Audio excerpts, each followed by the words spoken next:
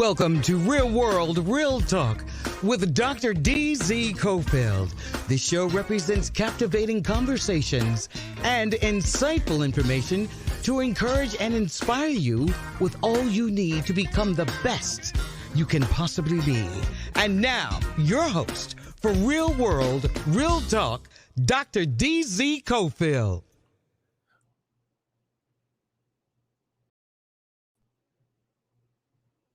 There we go. Welcome to Real World, Real Talk. I'm your host, Dr. D.Z. Cofield, and I want to welcome you to your number one source for jazz, your member-supported public radio station, KTSU 90.9 on the FM dial and ktsuradio.com. Today on our show, we're going to talk all things COVID as we're seeing cases on the rise and seeing hopefully more people getting vaccinated. We're still in the fight for our lives, and we're seeing now children being adversely affected by this virus in some very scary ways. And so today we have with us, I think, one of the premier virologists in the world to share with us what's going on. He's a return guest, and I'm excited to have him with us. But just a couple of housekeeping matters before we get started. First of all, if you'd like to follow me during the week, you can follow me on Instagram at DZ Cofield. You can follow me on Facebook at DZ Cofield, and you can follow me on Twitter at, you guessed it, DZ Cofield. Some exciting things are happening, and some alarming things are happening in our world. National COVID deaths have climbed to an average of more than 1,900 a day for the first time since early March, with experts saying the virus is preying largely on a distinct group, 71 million unvaccinated Americans. It's amazing how many people want to portray and talk about breakthrough cases when the overwhelming majority of people who are being adversely affected by the variants are those who are unvaccinated. The increasingly lethal turn has filled hospitals, complicated the start of the school year, delayed the return to offices, and demoralized healthcare workers. The nation was stunned back in December when we were witnessing some 3,000 deaths a day, but that was when almost no one was vaccinated. Now, nearly 64% of the U.S. population has received at least one dose of the COVID-19 vaccine, and yet average deaths per day have climbed 40% over the past 2 weeks, from 1,387 to 1,947 deaths, according to data from Johns Hopkins University. Health experts say the vast majority of the hospitalized and dead have been unvaccinated. When you hear people talk about, oh, well, it's 50-50. No, it's not. Some vaccinated people have suffered breakthrough infections, but those infections tend to be mild in terms of their symptoms. The number of vaccine-eligible Americans who have yet to get a shot has been put at more than 70 million people. President Joe Biden announced this past week that the United States is doubling its purchase of Pfizer's COVID-19 shots to 1 billion doses so we can share with other countries who need them. The president is embracing the goal of vaccinating 70% of the global population within the next year. About 160 million shots supplied by the U.S. have already been distributed to more than 100 countries, representing more donations than the rest of the world combined. The remaining American doses will be distributed over the coming year. Biden says to beat the pandemic here, we need to beat it everywhere. Adding, for every one shot we've administered to date in America, we have now committed to do 3 shots to the rest of the world. The latest purchase reflects only a fraction of what will be necessary to meet a goal of vaccinating 70% of the citizens of each nation by next September's United Nations meeting. Biden is pressing other high-income countries to do more in their vaccine sharing plans. And we see incentives going forth. Let's get some really hardcore information on what's happening with the COVID-19 and the variants and the pandemic. I am so excited to welcome back to Real World Real Talk our friend, Dr. Peter Hotez. He is the Dean of the National School of Tropical Medicine and Professor of Pediatrics and Molecular Virology and Microbiology at Baylor College of Medicine, where he is also the co-director of the Texan Children's Center for Vaccine Development and Texas Children's Hospital Endowed Chair of Tropical Pediatrics. In 2017, he was named by Fortune magazine one of the 34 most influential people in healthcare, while in 2018, he received the Sustained Leadership Award from Research America. He is a vaccine scientist and an autism parent and has led national efforts to defend vaccines and to serve as an ardent champion of vaccines going up against a growing national anti-vax threat. He appears frequently on television, including BBC, CNN, Fox News, and MSNBC, radio, including KTSU, and in newspaper interviews, including the New York Times, USA Today, Washington Post, and Wall Street Journal. Let's welcome to Real World Real Talk, Dr. Peter Hotez. Dr. Hotez, how are you doing, sir? It's great to see you, Dr. Cofield. You look terrific. Man, that was a great introduction, by the way. I think you hit all my high points there. I'm gonna call the cable news channels and tell them you're gonna do my 5 a.m. slot now. So there you go. There you go. Yeah, you can do the Fox News one if you like. No, I'm gonna let you handle all of that, Doc. I'm gonna let you handle all of that. They I think I'm persona non gratis with them for a while anyway. It's okay. So let's talk about what's happening, Dr. Hotez. Over 1,900 deaths a day in the last 2 weeks, according to Johns Hopkins University. We came to a point where we felt like we had broken through, and now it seems like we're getting hit with a second wave, another tsunami, maybe third wave.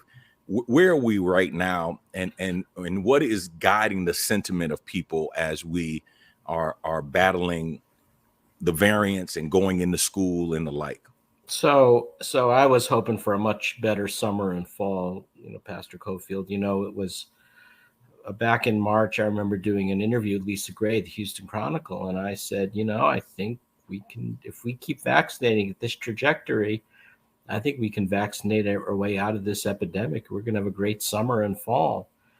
And things still continued along up in the Northeast, in the New England states, Mid-Atlantic states, and the West Coast. They still continued to vaccinate, but then everything ground to a halt down in this part of the country. Here in Texas, here in the southern states, people that we basically couldn't get people to get vaccinated after April, May. And we can talk about why in a few minutes, but the bottom line was we had a huge segment of the population in the southern states defiant of getting vaccinated, and it's had disastrous consequences. So you point out those 1,900, 2,000 deaths per day. That's a serious number. That means COVID-19 is one of the leading causes of death, maybe the leading cause of death on a daily basis in the United States. And you know what? All of those deaths since April, May are happening despite the widespread availability, abundance of safe and effective vaccines. So all of these deaths are unnecessary. These are all deaths that could be prevented had people gotten vaccinated. So we're talking serious numbers. 100,000 Americans have unnecessarily lost their lives since April, May, with no end in sight, really. The projections coming from the Institute for Health Metrics and Evaluation, the University of Washington, my colleagues there, say, Peter, we're looking at 800,000 deaths by the end of the year. So that's another 100,000 change on top of what we have now. And it's just so heartbreaking to see people unnecessarily lose their lives, to be, in the ICU with buyer's remorse, saying, "Oh man, I should have gotten vaccinated," and now the nurse telling me I'm going to be intubated, and then they lose their lives. These are parents, right? These are parents often of young kids or teenagers. There's no word for it. It's a combination of heartbreak, and it's so demoralizing for me, devoting my whole life to developing vaccines as a humanitarian goal, to see these vaccines sit on the shelf, not being used or allowed to expire because people don't want to save their own lives or their family members' lives. So a very wise man named Peter Hotez said some time ago that what will probably begin to move us, the catalyst to move us to getting vaccinated, if nothing else, would be seeing and knowing people who have died as a result of this disease. I was moved early on. Two moments I will not forget. One was watching a nightly news broadcast and seeing one of the first gentlemen in our country in New York who died of COVID-19, who was a friend of mine that I have known for 40 years, 35 years. I hadn't been in touch with him recently, but to see his name and to see his face come up on the screen, I was like, oh my God, and called a mutual friend of ours. And he said, man, it was a super spreader event, and at least, 30 people, got the virus. And this gentleman had buried, and he was a pastor, probably about 20 to 25 people out of his church who were at that event who died as a result of COVID-19. And it was so bad that not only were they not having funeral services, but even the committal services, they wouldn't let pastors into the cemetery. They were literally standing at the gates of the repository, and they were just pronouncing as funeral processions came in. They were just announcing, hey, here it is, making a committal, and that was it. And so it was really, really hard. And then I think the second thing, we had two members of our congregation die early on. And we probably had another 20 or 30 over several months who contracted the virus. But those two people dying within the first 60 days was enough for me. Now I'm seeing that happen again. Just this past week, we've had probably 4 or 5 people, not necessarily affiliated with our church, but friends or people who used to work for us, who are in their 30s, in their 40s, who weren't vaccinated, who have succumbed to COVID-19. What's happening now? What do you think is helping to raise awareness and move some people to get vaccinated? Well, I think this is why I'm with you on a Sunday, right? Because this is a crisis situation. We've got to talk about it. But also, I think one of the things that is starting to happen is we're at a point now where people are seeing their unvaccinated friends, their relatives, loved ones, colleagues dying of COVID. So I think they're starting to see a little bit of an autocorrection. I think there's a couple of things happening to close that 70 million gap. And I'm glad you brought up that number, that 70 million gap, because that's what we need to stop transmission. We need all of the 70 million people vaccinated. So I think you are seeing a bit of what I call autocorrection, that people are saying, oh my God, this thing is real after all, and agreeing to get vaccinated. I also think we're hearing from the president, President Biden, implement some mandates at the federal level. But there are limits to federal power by design in the Constitution. So he can vaccinate the armed forces, he can vaccinate the Veterans Administration. So those things will help. He's trying to get the Department of Labor to implement a law that says if you have over 100 employees, you have to get them vaccinated. But of course, the governors down in this part of the country are trying to mount legal challenges to that, which is unfortunate. So we'll see how far we can get. But the reality is this, Dr. Cofield, if we're serious about vaccinating our way out of this epidemic, and it is possible, but the bar is high. We're talking more than 80% of the whole country has to be vaccinated, maybe 85, maybe even 90%. That's just about every adult and adolescent who's eligible to get vaccinated has to do it. And you might say, well, come on, forget it. That's never going to happen. I say, well, no, it happens every year. We do this for polio. We do this for measles. We do it all the time. We just have to figure out a way to convince people to do this for COVID-19, because you don't want to be one of those 1,900 per day statistic. And that's what we're seeing right now in our Texas Medical Center. Numbers may be coming down a little bit now, but we have at any given time, several hundred people in our Texas Medical Center with COVID, and with a lot of exhausted nurses and hospital staffs who also are demoralized because they know they're not vaccinated, and that's frustrating as well for them. or they'll finish their shift and they'll go to HEB or wherever, and they'll see people without masks, and that's demoralizing also. So we still have a lot of work to do. Yeah, it's I think the speed with which these variants have attacked people has been something that has been mind blowing. I mean, I'm hearing stories and know of people who, for example, contracted it, and 3 or 4 days later, after testing positive, they're in the hospital, and within a week they're on a ventilator, and some have passed. I mean, and again, it just seems like we don't know how it's going to affect each individual, but we know in the worst case scenario, the most tragic side effect is death. Well, here's why. So this Delta variant, which is the overwhelming variant right now, has a mutation in a special part of the virus called the furin cleavage site. And what that does, it makes it more efficient at infecting cells, so that the amount of virus that's in your system when you get Delta is 10, 100, maybe 1,000 times more virus than we had previously with the old variants. So that's why, one, it's more contagious because you're shedding a lot more virus in your nose and mouth if you're not vaccinated. But second, if you get it, you don't have a few days to think about it. You go down pretty rapidly, and wow. Not even time to get a monoclonal antibody therapy. So this Delta is not messing around. It is evolved into a finely tuned, killing machine. And it arose out of an unvaccinated population in India. So as we fail to vaccinate the world, these new variants start developing, and that's now what's affecting our country. Somebody made a statement. This is not a medical professional. This is just somebody talking. And they said that the reason for these mutations are the vaccines, that the vaccines cause the mutations. What do you say to that? So I know exactly where that came from too. I call it anti-science aggression. I used to call it misinformation, and we called it disinformation.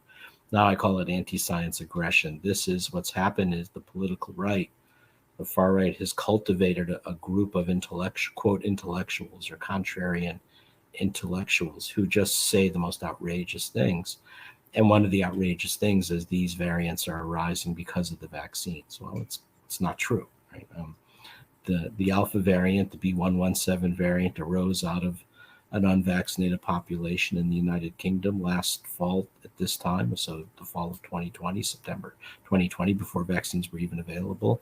And Delta arose out of an unvaccinated India population. So, and the other thing that the contrarian intellectuals, and I have to be careful. I'm using that term intellectual sarcastically. They call themselves intellectuals, but they're not intellectuals at all.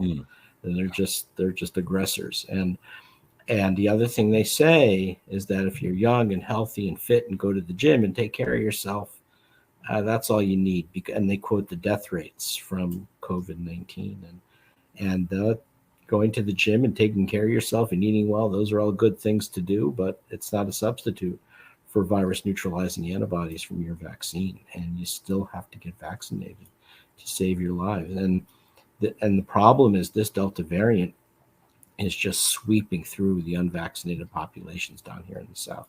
So the story is this: if you look at the difference between older Americans, the difference between the North and the South, it's not too different. So about 80% of those over the age of 65 were vaccinated down here, 95, 99% in the Northeast.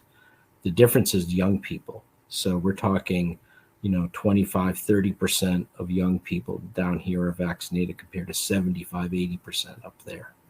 That's the game changer. And so what you're seeing is this virus is looking at this and saying, it's having a field day, right? It's just ripping through these unvaccinated young people. It's like a hurricane over warm water.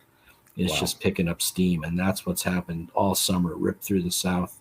And now it's moving up into West Virginia, moving outward, so into West Virginia, Kentucky, into the Carolinas. And then we have a second node forming now up in after that Sturgis motorcycle rally in South Dakota over the summer. Now you got a second one. The other big problem is Idaho, Montana. Basically, the conservative stronghold states are the places where it's really taking off. And so what we're going to see now is we're going to see 1,900 deaths per day, 2,000 deaths per day every day for the rest of the year, although where the deaths occur will move around. So right now it's been mostly in the South, slowly going down in the South with a very long tail, and then going up into West Virginia, Kentucky, Tennessee, Ohio, and then the Ohio River Valley, and then up in the Mountain West. I think the New England states may be spared a little bit because they did such a good job of vaccinating. Maybe New York, they'll get hit some, but not as bad as we are. And so if you're unvaccinated, you should think that your luck's going to run out, that eventually you're going to get Delta and get very sick. And the other piece to this, Dr. Cofield, it's not just the hospitalizations, and it's not just the deaths. I mean, that's the thing people quote are death rates, but there's this thing called long COVID, and we're learning more about it every day. And the one that scares me is the brain matter degeneration if you get COVID, long COVID. So roughly about a quarter of young people in their 20s, 30s are getting long COVID if they get infected. And we're learning more about it. So there was a very important study that I quote a lot from Oxford University in the UK. And, they have a real health system in the UK. It's not like what we have down here. And we have Amazon Pharmacy. They have a real health system. And the real health system is called the National Health Service. What they have on record are 40,000 brain scans before the pandemic, 40,000 MRIs. And so what they can do is anyone who gets COVID, they can bring them back and rescan them. So they can have like a perfect before and after. And they've reported on this now. What they're showing is a lot of gray matter brain degeneration. The comments on what the brain scans look like, it looks like the brain scan of an 80-year-old, even if they're in their 40s or 50s. So this resembles the cognitive decline that you see with aging or Alzheimer's disease. And that's what you're doing to yourself. If you're getting long COVID, you're having, we've been calling it brain fog. It's actually more ominous than that. So all of these are reasons why we need to get vaccinated. It's not only to stay out of the hospital or save your life. It's also, you don't want to be a 30-year-old, right? Starting a family, maybe trying to save money for a mortgage and starting out in a new job that you like, and everything's looking good. Maybe you're going to get an apartment. Maybe you're married. Maybe you got a kid. And now you're going to have cognitive decline like an 80-year-old. You don't want that. So these are the reasons why we have to get everybody vaccinated. If you're just tuning in, you're listening to Real World, Real Talk. I'm your host, Dr. DZ Cofield, and you're listening to your member-supported public radio station, your number one source for jazz and more, KTSU. And we have with us live Dr. Peter Hotez. Dr. Hotez, I want you to speak just for a moment around some of the vaccine hesitancy in the African American community in particular. You have a unique passion for Black and brown communities, both in this country and internationally. And one of the works that's very much quoted, I think is quoted out of context, but it's the book Medical Apartheid. And, the premise of that book is to show how the pseudoscience of eugenics in particular and social Darwinism have been used to justify experimental exploitation and shoddy medical treatment of African Americans. Of course, one of the most notorious is the Tuskegee experiment. Can you speak to somebody who is listening that, has that kind of hesitancy in this thinking, this is just one more example of medical apartheid, and this is why I don't want to get the vaccine, in terms of just your concerns, your knowledge of the science, and really who you are as a doctor? Mm-hmm. Well, thanks for that. Well, first of all, no question, the historical atrocities are just that. They're atrocities, right? They're crimes against humanity that, we just a tragic legacy here in the U.S. for decades up until 1972 when that Tuskegee experimentation ended. And even today, there are still, as I don't have to tell you, terrible racial injustices in healthcare access. And Martin Luther King Jr. has that wonderful quote, of all the injustices, for him the most egregious are the injustices in healthcare access, and he's totally right. But here's the thing. So there's a lot of anti-vaccine, anti-science aggression out there. And my colleagues at the Center for Countering Digital Hate, and it's incredible that this day and age, we have to have an organization called the Center for Countering Digital Hate. It's a watchdog group based out of Washington, headed by my friend Imran Ahmed. And he's identified, their group has identified about a dozen anti-vaccine groups that dominate the internet, that have unparalleled access. And not only that, they have money to make fake documentaries and things like that. And that's what they've done. And if you look at one of these documentaries, it's pretty chilling, right? Because that's exactly what they try to do. They show people of color, Black people, getting their Pfizer BioNTech vaccine. And then it switches over to these grainy images of Tuskegee experimentation from the 50s and 60s and trying to equate the two. It's grossly exploitative, and it's racist, frankly. But people look at this and say, nod their head and say, yeah, that's what's going on here. It's not. These vaccines have been carefully tested in tens of thousands of people, and we brought in people of all races and ethnicities to make certain that the vaccines perform just as well. In fact, that held up the Pfizer BioNTech vaccine, because they had trouble recruiting people of color into the clinical trials last year. And to the FDA and Pfizer's credit, and Moderna's credit, they held off releasing it till they could confirm that it was equally protective in people of color, and that's the case. And after they're released, it's not just okay, now they're released and it's adios. They have, the FDA, the Food and Drug Administration, the Centers for Disease Control, the CDC, have one of the most robust systems of what's called pharmacovigilance the world has ever seen. This careful system of 4 parallel tracks to follow progress in the vaccine to make certain that they're safe and effective. And the example of that is that they're able to pick up rare safety signals. So, during the pharmacovigilance, they found that about 1 in 80,000, 12 per million people can get myocarditis that could send them to the hospital, although it resolves after a couple of days, most typically. But, a very rare event, and we're able to report on it. And so that should give people comfort that there's no surprises here. And you might say, well, I'm not going to take that risk of 1 in 80,000. Well, of course you should. And the reason why is because if you get COVID, the likelihood you'll get myocarditis is 30 times higher. That's like 500 per million. And if you get COVID-19, myocarditis is the least of your problems, because you're getting stroke, you're getting myocardial infarction, you're having heart attacks, you're having gray matter brain degeneration. This is a bad actor, this virus. And so there's no question that getting vaccinated is so much safer than getting the virus. Yeah, I think that's interesting, Dr. Hotez, because, people will talk about what you can get from the vaccine, but to your point, they don't know how much more you can get and how much more dangerous it is without the vaccine. And this is why can you imagine a scientist, basically throwing stones at members of Congress? But what they're doing is terrible. Some of these people on the far right, Senator Johnson from Wisconsin, he has this special roundtable on people who had adverse reactions to the COVID vaccine. Come on. That's what I mean by anti-vaccine aggression from the far right.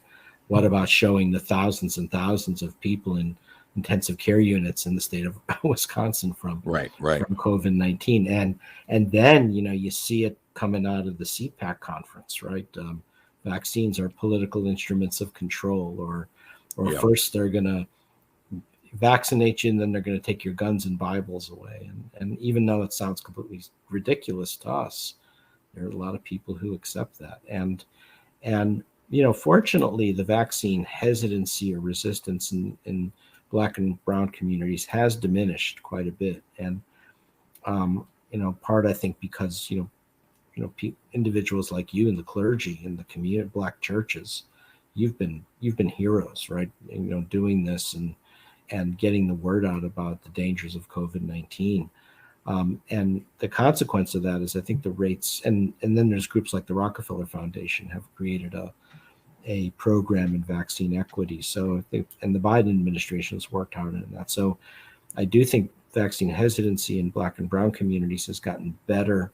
Not perfect, it's still there, but it's better. But the conservative groups, forget it. They're just really dug in right now with all this fake health freedom, medical freedom ideologies. Which I think for us in the African American community in particular, those who are influenced by their faith leaders, those who believe in their faith leaders, are by and large accepting vaccinations as an efficacious way to fight this virus. The problem is that there is a gap between baby boomers and millennials and Gen Zers in particular in church. And so those who are not part of many of our faith communities are the ones who are not getting vaccinated, and they're the ones that the Delta variant is. So let me ask. So my turn to ask a question, because I'm curious. So Dr. Cofield, so if you had to give me a demographic portrait of a person in the Black community who's saying they're not going to get vaccinated, would you say it's what, young males, or 20-year-old male, 30-year-old male? You can't really say. No, I would say for many it's 40 to 35 and under, some of whom are my children and my bonus children, who I'm having conversations with, and they're kind of stuck on, my immunity is going to keep me.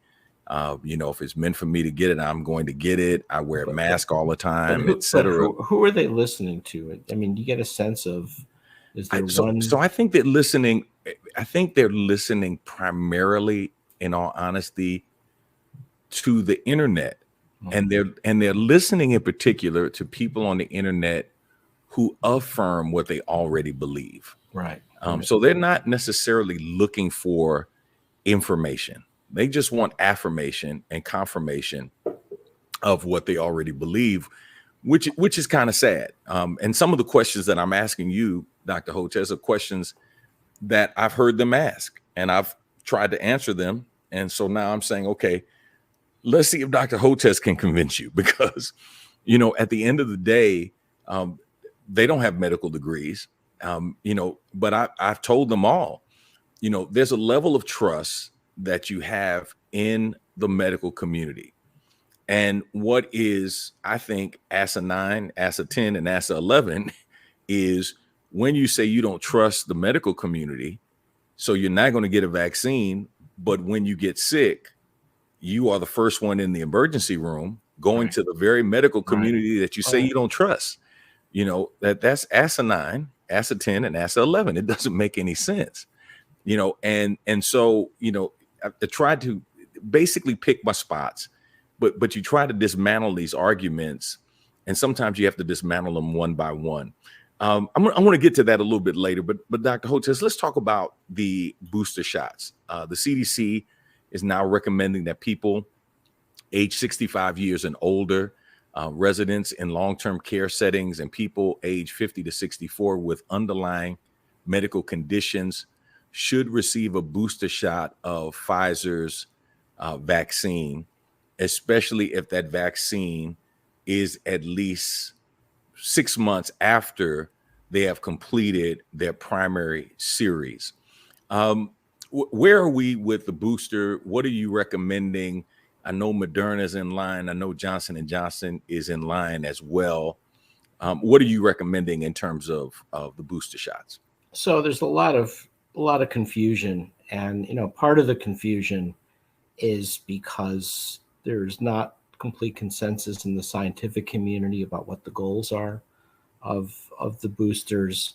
And then you have the problem of the company CEOs are sending out their press releases, which tends, as I often say, is when a CEO of a company sends out a press release, it's not meant for you, Dr. Cofield. It's not meant for me. It's meant for the shareholders to jack up their stock prices. And that's created a lot of confusion. It's been this way for the last 2 years, which I've been trying to fight it. But, there was never any Operation Warp Speed when that started last year, never tied any requirements to communications to the company, so they can pretty much go unfettered on that. So the point is, if you're confused, it's not your fault. You're just responding to a very confusing situation.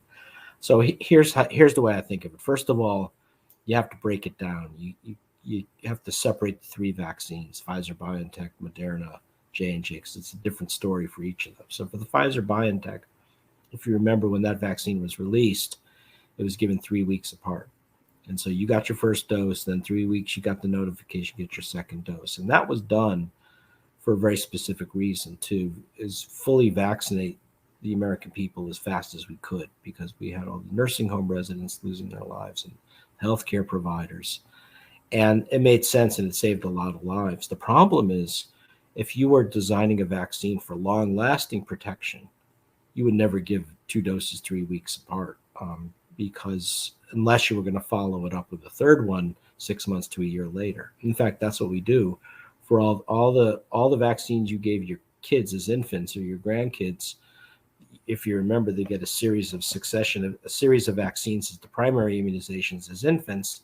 You wait 6 months to a year, and then you boost, and that's what gives the long-lasting protection. Well, that's basically what you're doing now. So I make the point that the minute we went to that 3-week schedule, first dose, 3 weeks later, second dose, we basically bought ourselves a 3-dose vaccine. And it's really kind of interesting because, on social media, people were saying, "Oh, you're saying that now, Doc, but you never told us that back then." And I was able to produce 2 interviews back in January, February. I said exactly that. So it's there on the record. I think the confusion is, and you're seeing this at the FDA VRBPAC meeting and CDC, there's not agreement on what the goals are. There are some who say we should only recommend a third immunization if you're seeing a lot of breakthrough hospitalizations and deaths. And I've said, no, I don't agree with that. I think, I don't want to get COVID. I don't want to get long COVID. It's not only because I want to I'm worried about going to the hospital. Sure, I want to be vaccinated so I don't go to the hospital, but I don't want to have gray matter brain degeneration.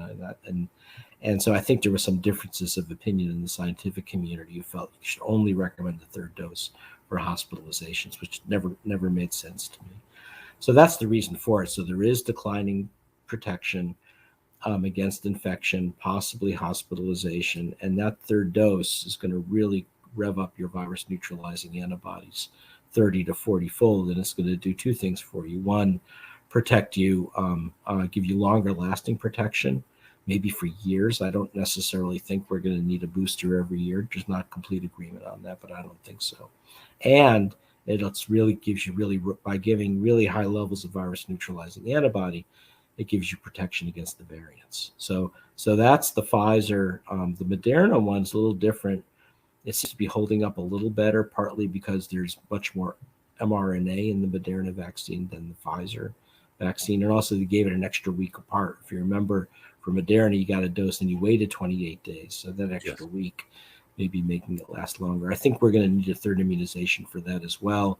And the company's now working with the FDA on that. So don't be surprised if you hear about getting a booster for Moderna. And finally, for the J&J vaccine, I always thought that was a 2-dose vaccine to begin with. And that's basically what's going to happen eventually, but not yet.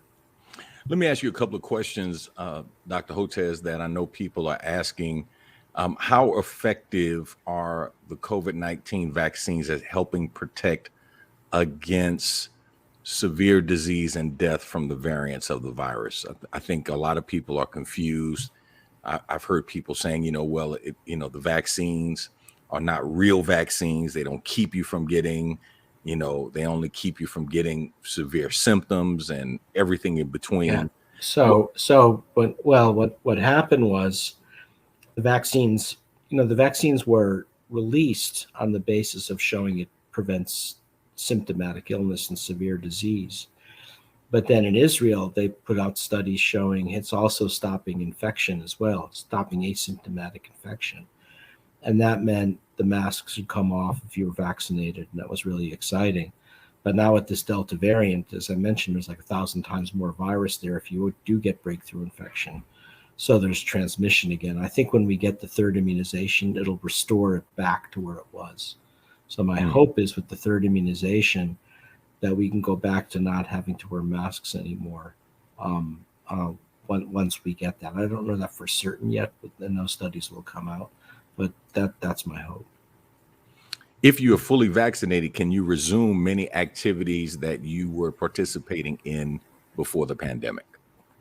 Yes, but the answer is yes. I mean, and again, especially if you're eligible for that third immunization, I think that's going to help a lot as well in terms of resuming activities. I mean, I'm basically, I'm resuming my normal activities pretty much. The difference is when I go to work, when I go into the office or the lab, I have a mask on unless I'm by myself in the office. And that's the difference. If I go to, I don't go to a lot of stores, but if I go to HEB or whatever, I'll still have a mask on. And I'm not going to a lot of restaurants, but my youngest son and his girlfriend sometimes on a Sunday night like to go out to dinner. So with my wife, so sometimes we'll do that. And there, I'll try to eat outdoors if I can, especially now that the terrible weather is ending. It's getting a little nicer now. Yeah. Should you wear a mask indoors in public if you are in an area of substantial or high transmission, even if you've been vaccinated? The answer is yes, because the vaccines are not perfect. I think once, if you get your third immunization, we'll wait for the data. And I think there's a possibility you may not need to have a mask at all. But it depends on your level of comfort. I think the hard part, I think the qualifying statement you made is that high level of transmission in the community. So for instance, if I were going up to Massachusetts or Vermont right now, I may feel comfortable not wearing a mask, but we still have a pretty screaming high level of transmission here in Texas. If you were to look, if Texas were a country, and many people think it is, if Texas were a country, our COVID transmission rate would be right near the top globally. That's how bad things are right now in Texas. Wow. But I think it looks like it's slowly starting to come down so that possibly as we move into October, November, if it stays down, then we might feel more comfortable doing that. One of the major issues that people talk about are the side effects, and many people have a fear that the vaccine will actually give them COVID-19. And I know some of that is based on information from years ago when, for example, people got the TB, vaccine and they ended up contracting TB, or, they got the flu shot, 20 years ago and they got the flu really bad. Can you speak to that and some of the expected side effects, the normal side effects that you can expect from getting the vaccination, especially if you have a weakened immune system? Well, remember, the three vaccines that we use in the U.S., the Pfizer-BioNTech, Moderna vaccine, and the Johnson & Johnson vaccine are not live viruses. So you cannot get COVID from those vaccines. And you cannot get COVID from our vaccine. We're making a recombinant protein vaccine that's now being scaled up for production in India and Indonesia. So you will not get COVID from the vaccine. The vaccine will give you virus neutralizing antibodies to protect you from getting an infection. There are side effects.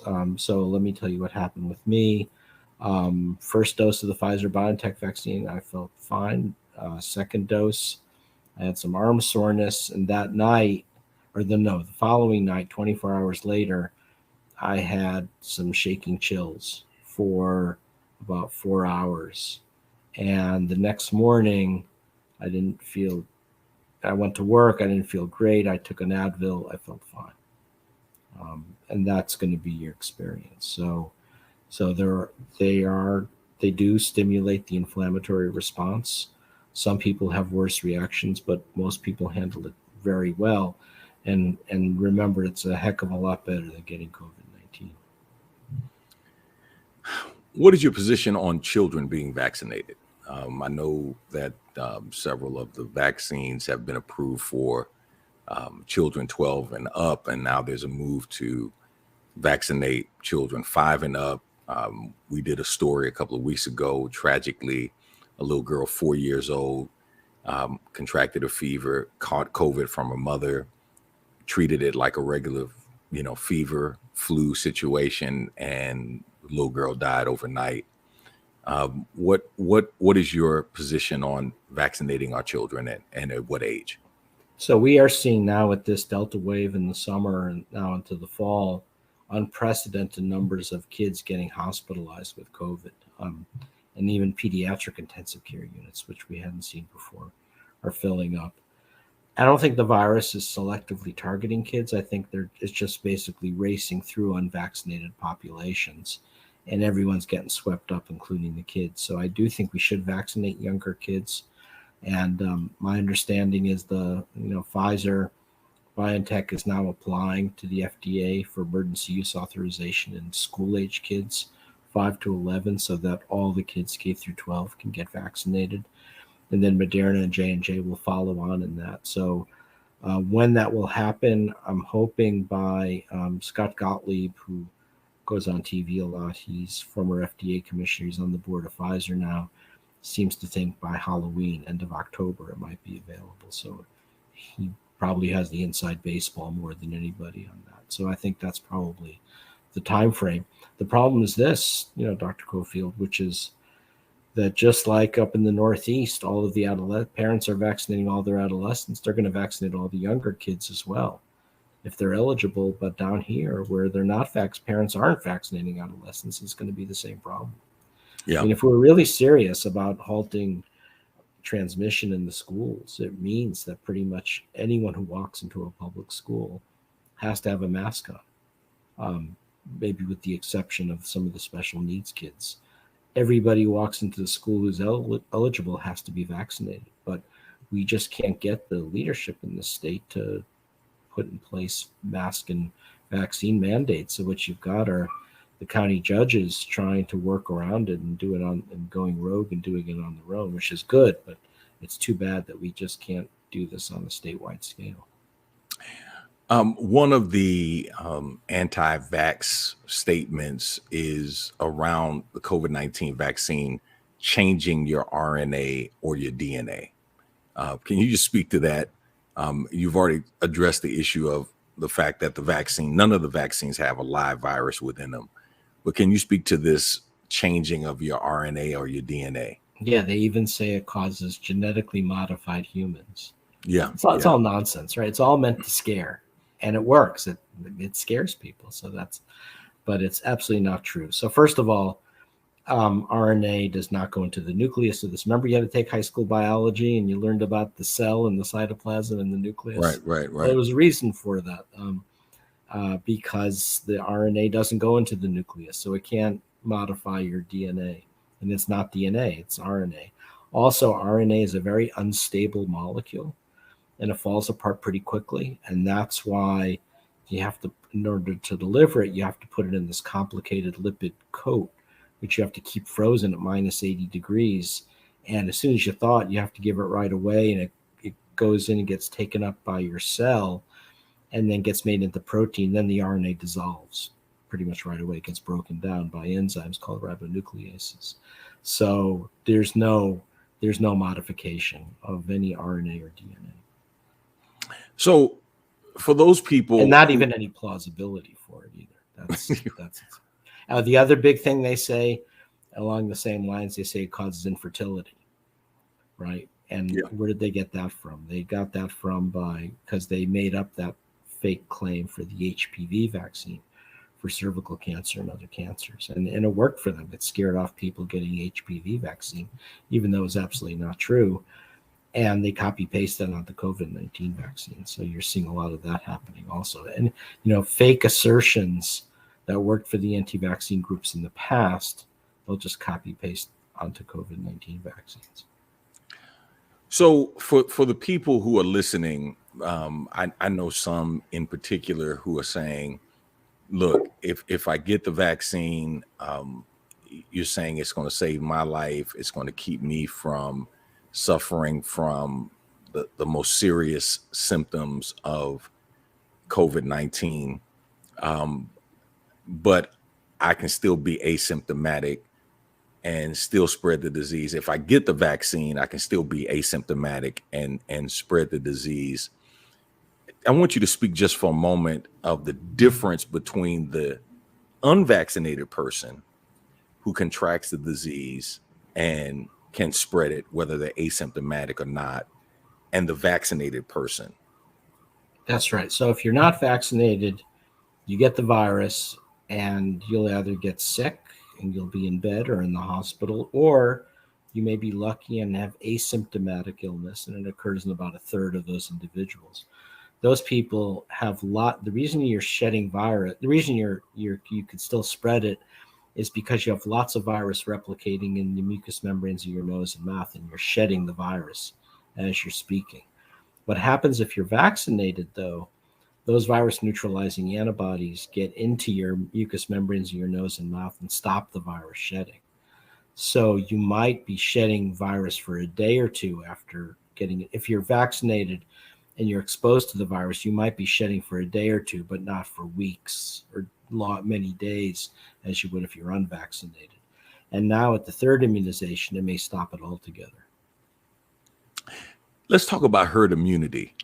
The immediately previous president, talked about herd immunity and we're just going to let it kind of run rampant. Everybody's going to get it and we'll be fine. There are some countries who use that strategy and seem to have used it successfully to make sure that they they didn't really use it successfully. They lost a lot of lives. So a lot of people got hospitalized, and it's just a flawed strategy. It didn't work. And the idea was, well, we'll just sequester the old people away in some, I don't know where they were doing it, and then let the young people run around.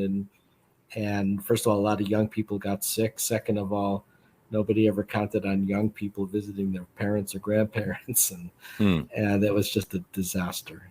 That's what happened in Sweden and elsewhere.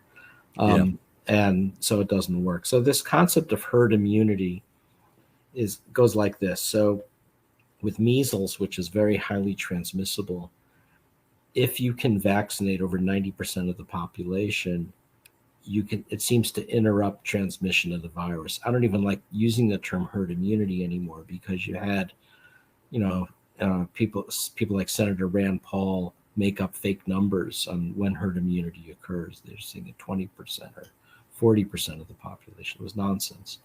So with measles, you need about 90% of the population immunized, and then transmission slows or halts. And that's probably true of COVID as well. So if we get up 90% of the population, I think we could vaccinate our way out of it. But I specifically avoid the term herd immunity because it's been so misused by people on the far right for their own political agendas. So we talked earlier, and I referenced President Biden's commitment to help fight COVID around the world. And I'd like to know, one, is America, is this a fight that we should get involved in?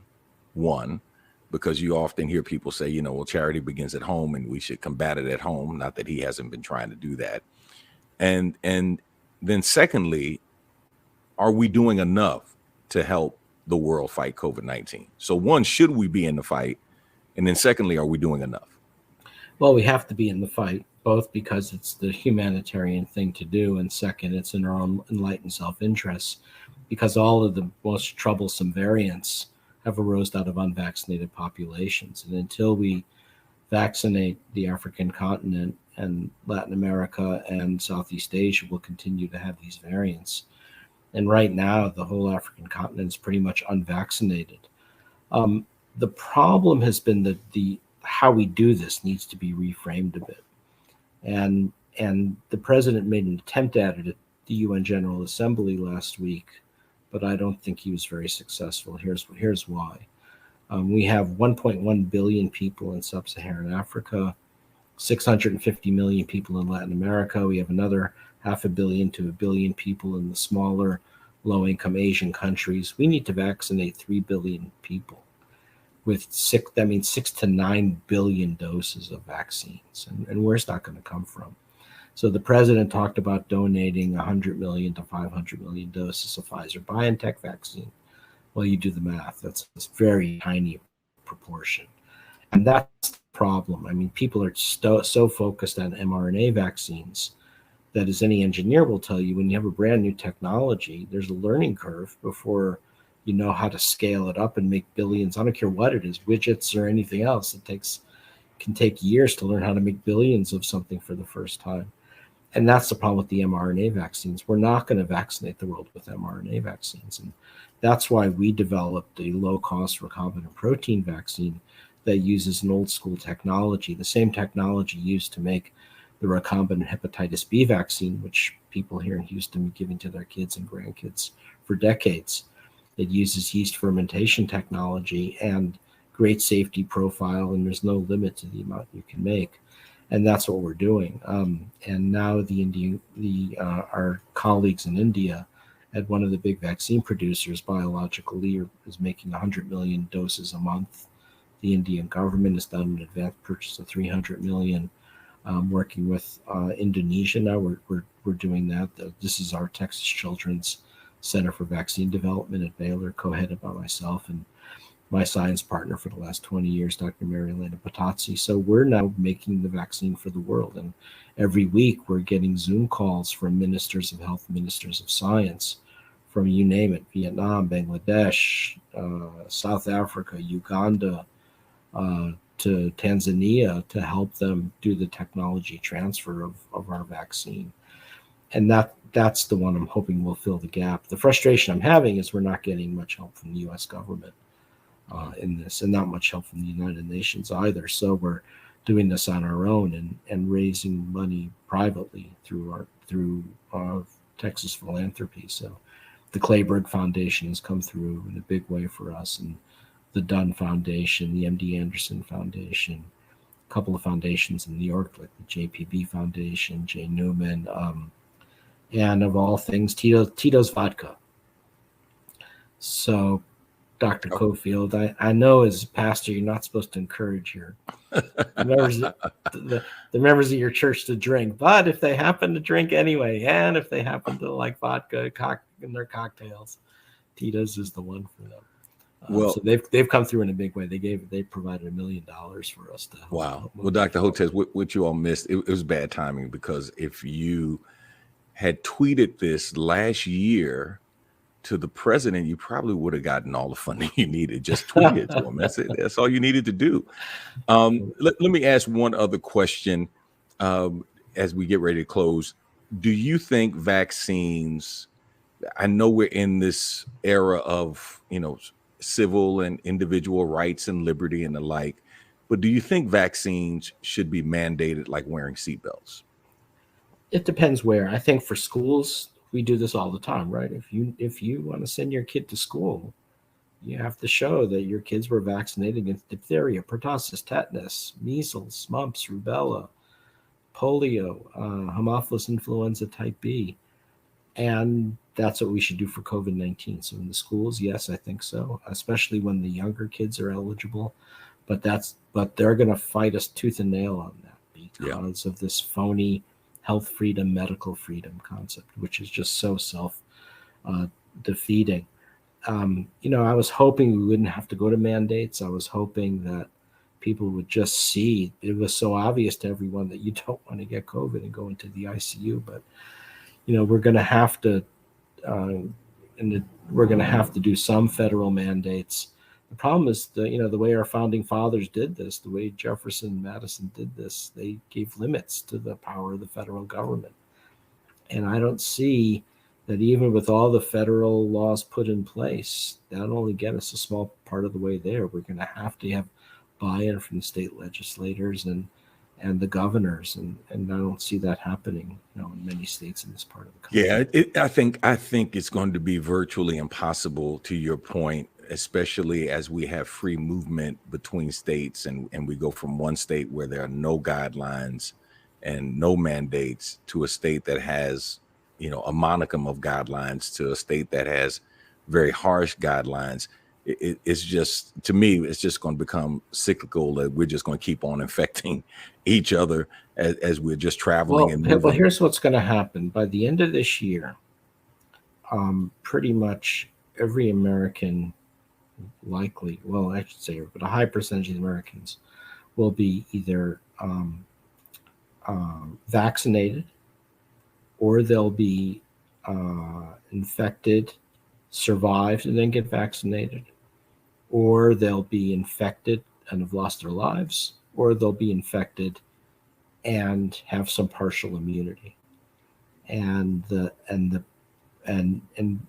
will slowly interrupt transmission of the virus. The problem with the individuals who are infected and recovered, if they get vaccinated on top of that, they're good. They do really well, really high levels of virus neutralizing antibody. If they're infected and recovered, some people will be resistant to reinfection, others aren't, and you don't know who you are.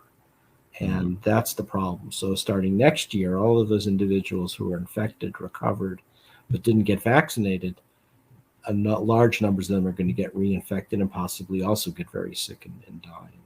Yeah. That's going to be the message, trying to get everyone we can, either to prevent them from getting infected in the first place, or if they're infected and recovered, get them vaccinated on top of that. Dr. Hotez, thank you for sharing with us today and taking time out of your Sunday. Man, I hope you enjoy the rest of your evening with your family. And, my hope and prayer is that people have been listening and people will spread this news regarding the efficacy of the vaccines, knowing that it's better to get vaccinated than to not get vaccinated, and that people will try to debunk and demyth whatever those things are that are out there that people are holding on to, those falsities that people are holding on to in order to not get vaccinated. But thank you so much. And thank you for what you do, man. I can just imagine, you're on with us, but it seems like every time I turn on the television, you're on, and I'm like, man, I don't know how he gets any work done. Yes. Well, the problem is they still have a day job, right? So, or a couple of day jobs, and right. And we're trying to make a vaccine for the world. So it's, I haven't slept much in 2 years, but it's, I asked God for a big, interesting, complicated life, and she delivered. So yeah, well, you got it in a big way. Yeah, you got it. Why did I get my MD and PhD? For this moment, and so in some ways I feel blessed. At the same time. Well, we appreciate it. Thank you so much, Dr. Hotez. Thank you, Dr. The late Vernon John said, if you see a good fight, get in it. And I always add, if you don't see a good fight, start one. And without question, the fight against COVID-19 and the variants is a fight that you want to get into. Please, ma'am, please, sir, get the vaccine. Whatever side effects you think will result from getting the vaccine, it is worse if you contract this variant. You heard Dr. Hotez say, this variant is man, 10, 20, 100 times stronger. It's coming with a vengeance. And so you see some people who, contracted COVID early on, who survived, who didn't survive this variant. But the vaccines are there to help you. So make sure you do your part to not just save yourself, but save somebody else as well. You've been listening to Real World, Real Talk on your member-supported public radio station, your number one source for jazz and more, KTSU. Stay tuned for truth coming up on this station. Till next time, bye-bye. Thanks for listening to this episode of Real World, Real Talk. Be sure to subscribe to this podcast to be notified of new episodes every week. Follow us via social media using the @RWRTDZ username on all platforms: YouTube, Facebook, Instagram, and Twitter. To submit any comments, questions, sponsor opportunities, or future show suggestions, visit us online at rwrtdz.com or via email at info@rwrtdz.com. Thank you for listening, and we hope you've been inspired to be the change you want to see in the world today.